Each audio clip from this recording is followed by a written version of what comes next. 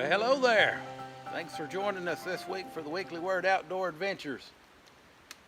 According to the trailhead sign, this roughly 2.5-mile segment of bicycle trail is the last existing segment of the old copper road. Prior to the Civil War, tons and tons of copper ore came from Ducktown, pulled behind the mules and the horses and old wagons, just loads of it, just right down this old road down the banks of the Ocoee River.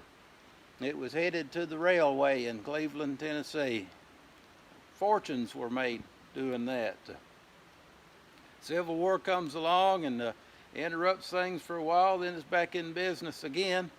And the old copper road was in existence a few years after the Civil War, but then they built a railroad train system well, you can still ride it today. It's the tour train. You can take a tour from G Creek State Park to Copper Hill on that tourist train, the old line Hiwassee Railroad.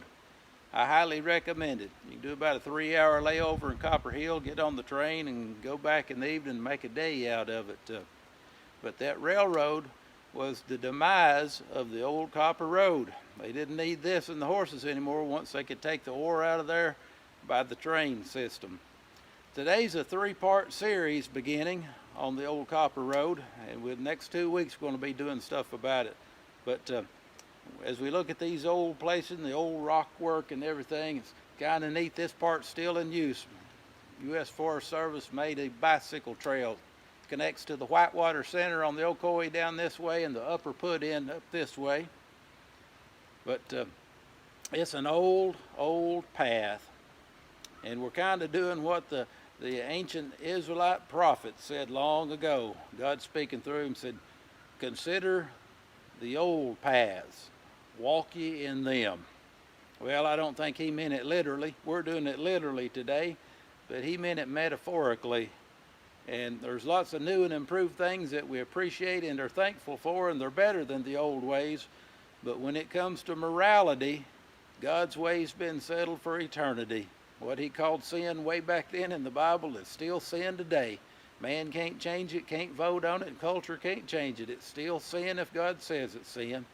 And we all fall short of being sinless.